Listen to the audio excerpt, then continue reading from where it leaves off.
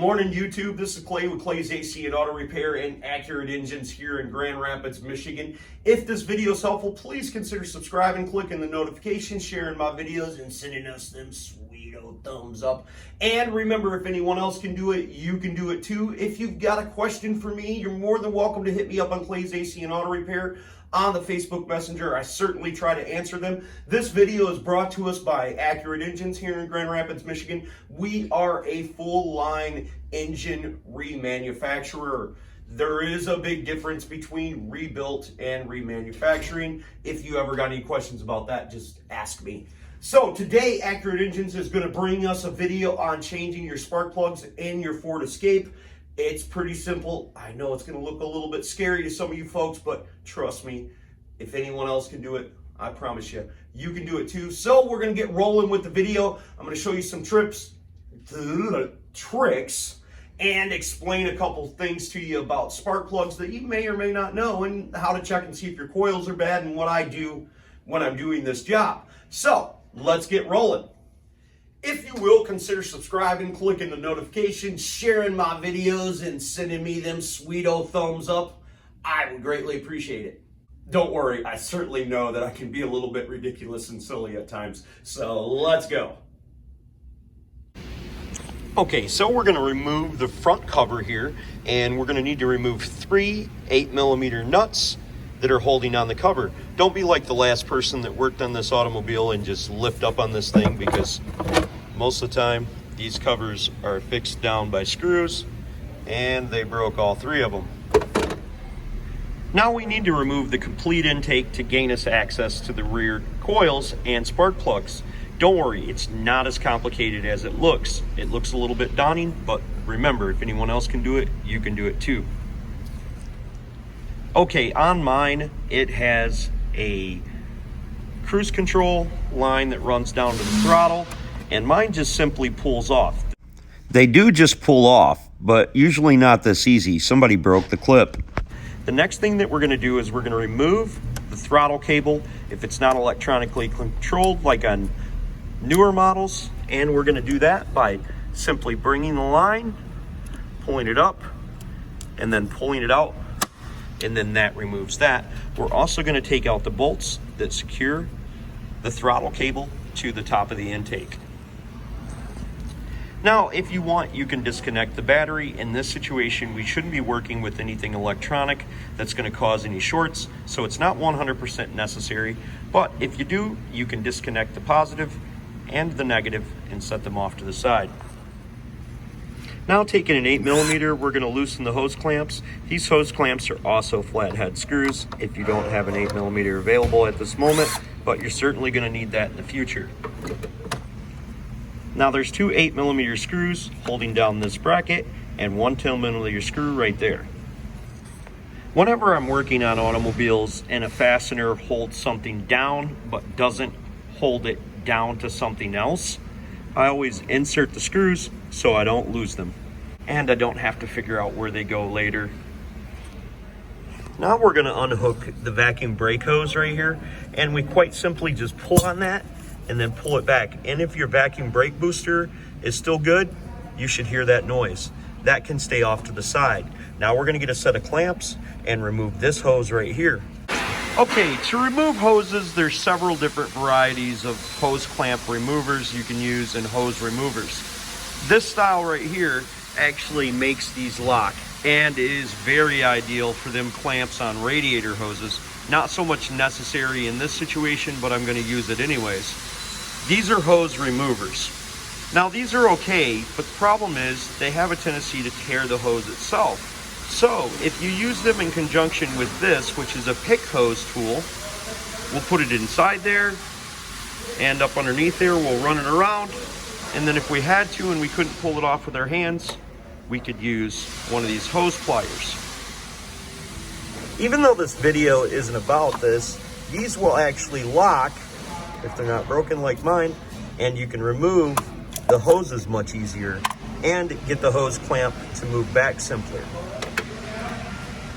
Now, because some of these hoses are pesky, we're gonna insert the hose pick right down inside there, and we're ensuring that we insert it on an angle like this to not poke a hole inside the hose. Now we take the hose pick and we run it around the hose, kind of like breaking the seal on there. Then that allows us to remove the hose easily. Now traveling to the back of the intake, we're going to remove this hose right here and pull that off of there. When removing this hose back here, we want to make sure there's no fuel inside it. It is only supposed to have vacuum. If there is fuel inside it, it needs a new fuel pressure regulator. Now over on this side, we're going to remove the plugs that are affixed to the side of the intake because we don't need to disconnect these. I'm going to do that with the simple set of needle nose pliers. Now working on the driver's side of the engine, we're going to unplug this solenoid. If you're not able to push down on it and pull it back, push down on it and push it towards itself, and then sharply pull it back, and it will let that clip pop up and make it easier to get off. Now we're going to remove the vacuum hoses that are connected to the vacuum regulator. Now these hoses are joined as one, so we want to make sure that we don't try to pull them off separately, tearing the boot. Now reaching down here by our throttle, we are going to pull off the electrical connector to it. Now we're going to remove the two 10mm bolts that hold our EGR valve to our intake. The reason that we're not removing the lower tube that goes down there is because more than often not, they're very difficult to get off. For this bolt, we can use just a regular wrench, or we can use a ratchet with a long 10mm deep well and take both screws out. Be careful when you pull your EGR valve back to not lose the gasket that's on the back of there. Now we're going to disconnect this motor's electrical connector. I believe this is the IAC. Now we're going to remove 8mm bolts.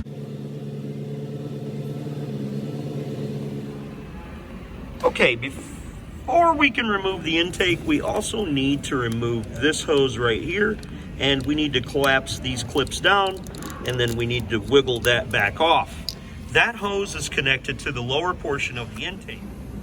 On the newer 3.0 engines, like the one that I'm working on is a 2002, but on this newer one like the 2005, we have a couple coolant lines that are affixed to the bottom of the intake. They simply come off with little push clamps, and then you wiggle the hose off of there. Not too much different in the later models of these things. You're going to lose a very small amount of coolant when you take these off, but it doesn't hurt to put down a catch pan underneath it just to protect the animals that may come up and lick that think it's sweet.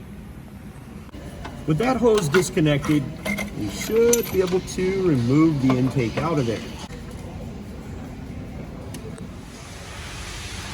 When I pulled mine out of there, I actually left the bolts in there, but I'm going to end up flipping it over. And I want to take a look at the back side.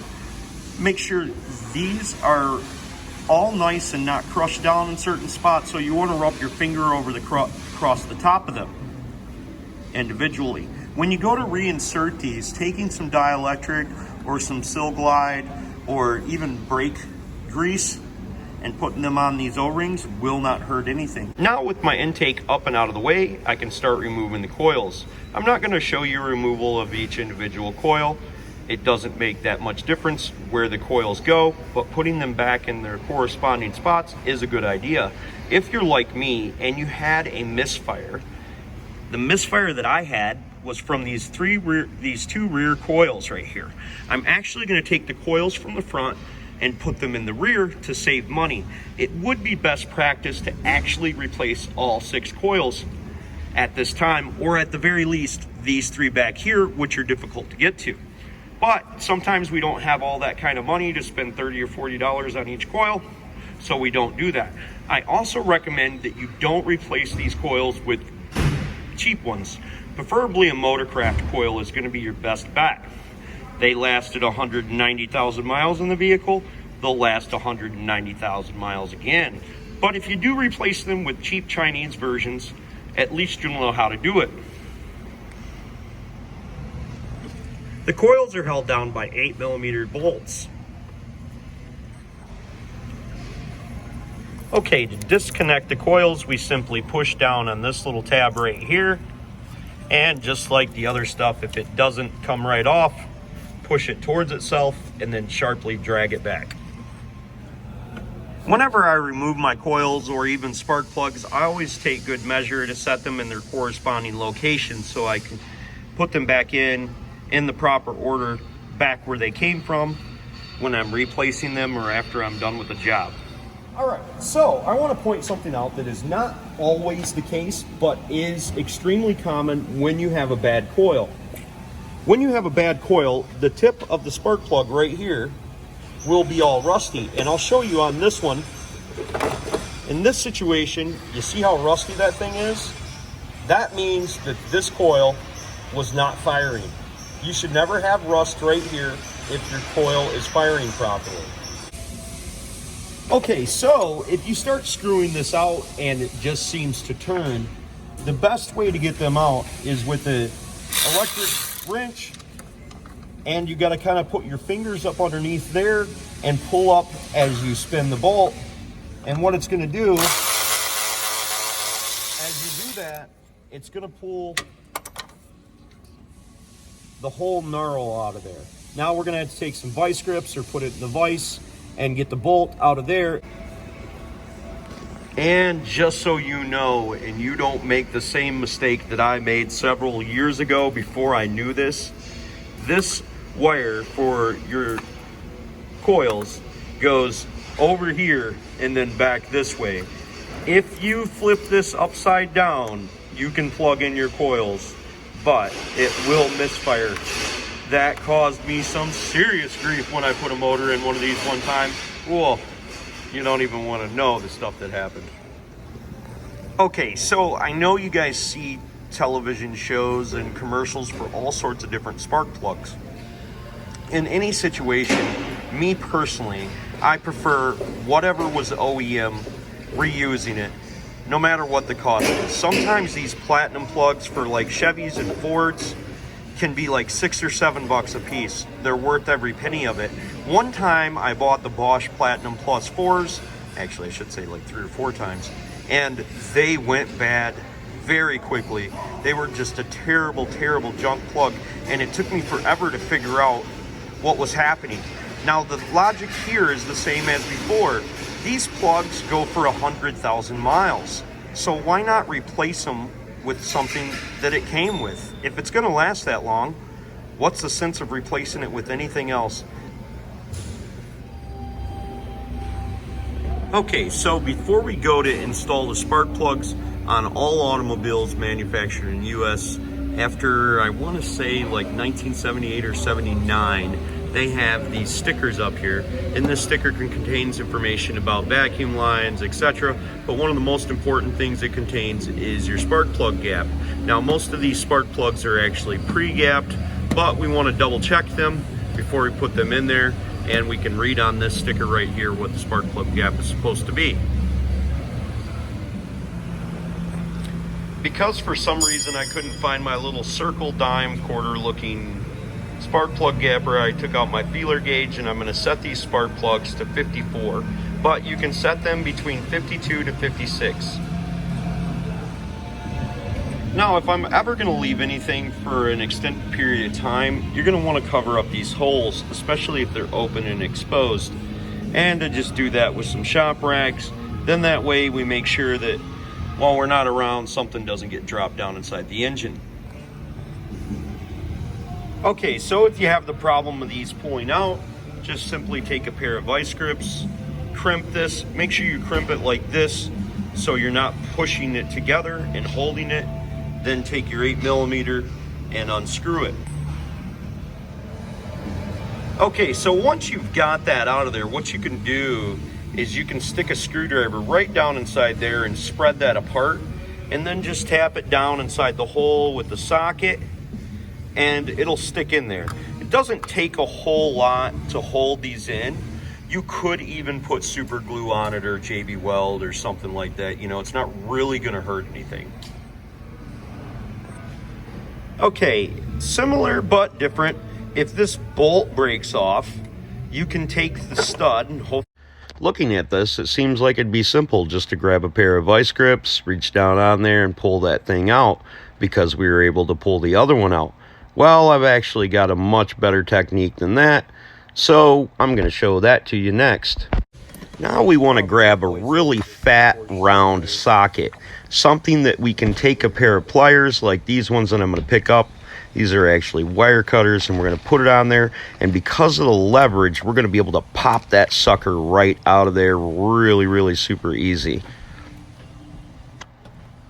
Man, that was awesome. Okay, once we've got that removed, once again putting it in our vice grips, making sure that the knurl separation is pointed that way, we can grab another pair of vice grips and unscrew that from the insert.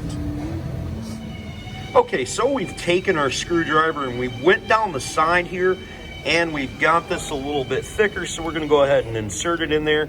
And now that it's a little bit thicker, it might have to be tapped in with a little hammer or the end of your pliers or whatever you got laying around there.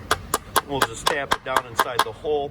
We don't necessarily need to tighten this up too much. I mean, you just tighten it up a little bit and you don't have to worry about it pulling out. All it's got to do is hold that coil from sitting there and vibrating inside the engine ridiculously. So don't over tighten your coils and you won't pull them out of there. Now when we go to insert the spark plugs, it's best to insert them into the spark plug socket first and then drop the spark plug socket and the plug down inside the plug hole at the same time. This will allow us to keep from crushing the end of the electrode. And I just kind of, if I don't have a regular spark plug socket, I just set it in there, drop it down all at once, and then screw it in immediately. Okay, so we're going to take a little dab of dielectric and put it in into the spark plug boots. What dielectric does is it seals it from moisture.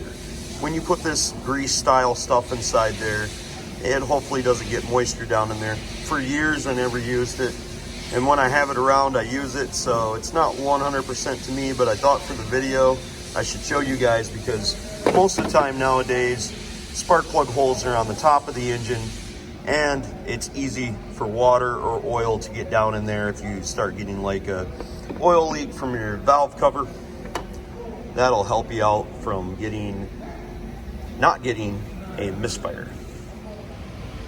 Now, whenever you're working on any automobile component, say like this intake for instance, you always want to start every single bolt before you tighten them down.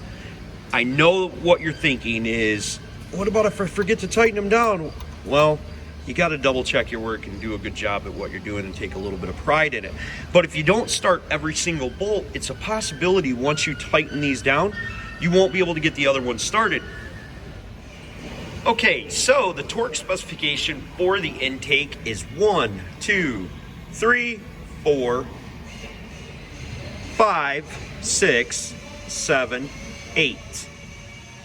And they get torqued down to 10 inch-pounds. Okay, if you don't have a torque wrench, you're going to take the end of your hand and you're going to put it in the palm of your ratchet and just snugly tighten it down. And you're going to go through all the bolts, doing them in the sequence that I recommend, and also the picture that's probably up there that I may or may not be able to put up there. Not certain, but I'm sure you'll be successful.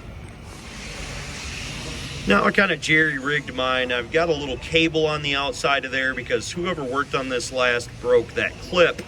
But we'll cut that off of there, and then that'll hold it on there, and you'll still be able to use the cruise control. If you will, consider subscribing, clicking the notifications, sharing my videos, and sending me them sweet old thumbs up. I would greatly appreciate it.